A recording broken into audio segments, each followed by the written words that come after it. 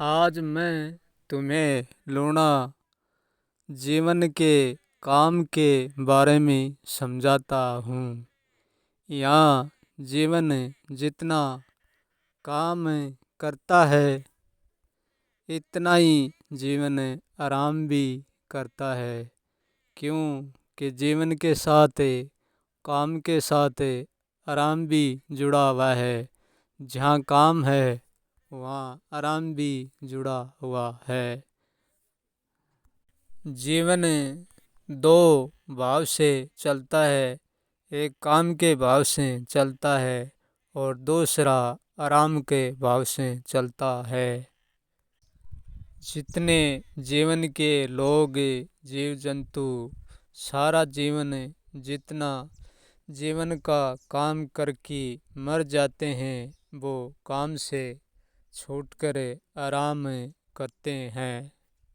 बाकी जो जीवन बचता है शेष जिनमें जीव जंतु नर नारी सब लोग जीते हैं वो काम करते हैं।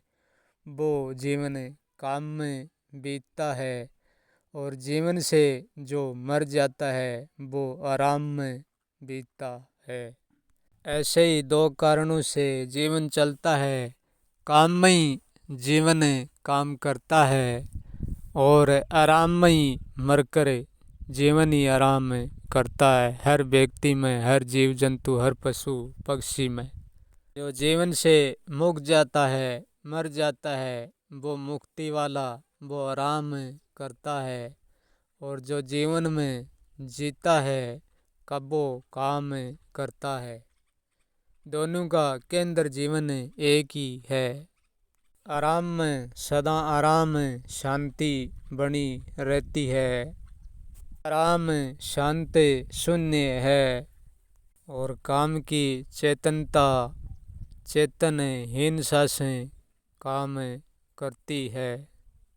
काम करने के लिए चेतनहीन के होना पड़ता है और आराम करने के लिए कुछ भी नहीं होना पड़ता है। केवल आराम में आराम ही है। आराम शांति मौत का घर है और काम जीवन का घर है। इसलिए यहाँ का हर प्राणी जितना काम करता है फिर वो आराम भी करता है।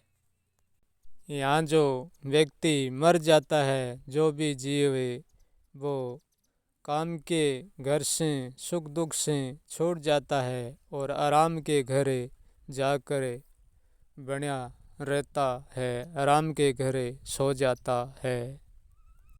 और जो अपने आप को जानता है, खुद को जानता है, वो व्यक्ति सुख दुख से मिट जाता है और आराम काम से सबसे मिट जाता है।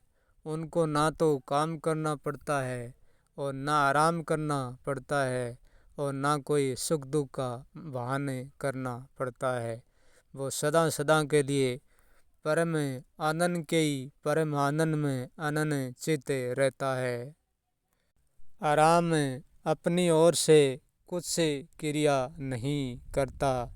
जब काम आराम को छेड़ता है, जगाता है, तब भी आराम काम का साथ देता है।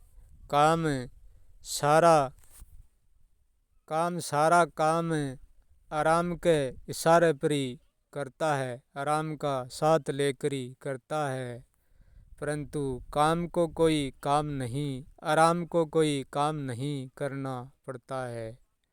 आराम को तो केवल बना रहना ही पड़ता है।